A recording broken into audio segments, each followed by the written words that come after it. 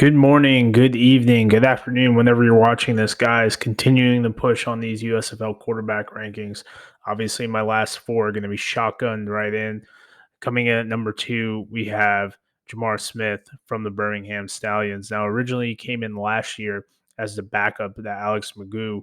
Only a matter of time because obviously him and Skip Holtz have a lot of history together. McGough gets hurt. All of a sudden, we got the Jamar Smith show reuniting each other. They were both from Louisiana Tech. Smith put together a championship performance. He started 7 games for the Stallions, led them to the championship. Obviously, McGough did have a piece of that as well, playing in a reserve role, option role, and starting a couple games. But the combination of both those guys, and now the fact the Stallions are returning, it seems about 60% of that team, especially on defense, it's going to take the league by storm. I know repeating is really hard, but Birmingham's in a good position to do that. Last year, Smith threw over 1,500 yards, 10 touchdowns, 6 picks. Completion percentage was a lot lower than I think anyone cared for it to be. Also, an added 191 yards on the ground with 2 touchdowns. Smith, a little bit of pro experience prior to the USFL, played with the Ticats on the practice squad, in addition to being with the Patriots for about 5 minutes in the 2020 season. Pretty decent career at Louisiana State, a tad under 10,000 yards, 51 touchdowns, and 2 picks.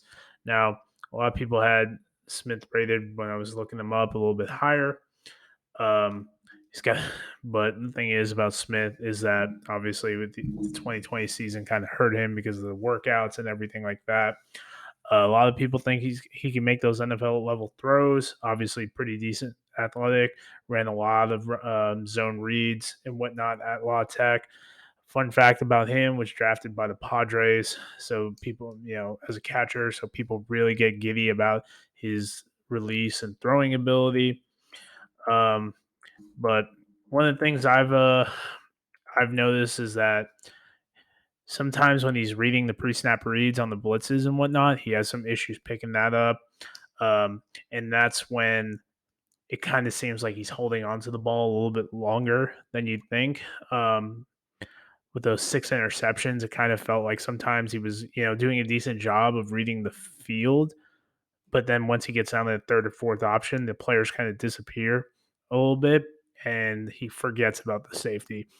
Overall, with them bringing back CJ Marable, Bo Scarborough, look, and even the rushing ability of Alex McGough, I think that combination is going to alleviate a lot for Smith. And the big thing too is that he's coming from playing college football in 2019, not playing much football in 2020 with the Patriots, not playing much football as a practice squad guy for the Ticats, and then now going into the USFL where he wasn't named the starter immediately.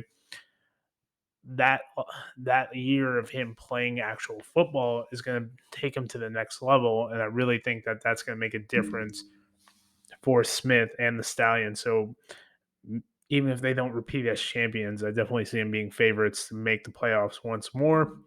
But that's our little spiel on Jamar Smith, number 2 quarterback in the USFL right now. Could he fall 100%? But he's earned the right to be in that top 2 conversation based off, obviously, the team winning a championship with him at the helm. Thank you guys for watching. Please make sure to like, share, and subscribe.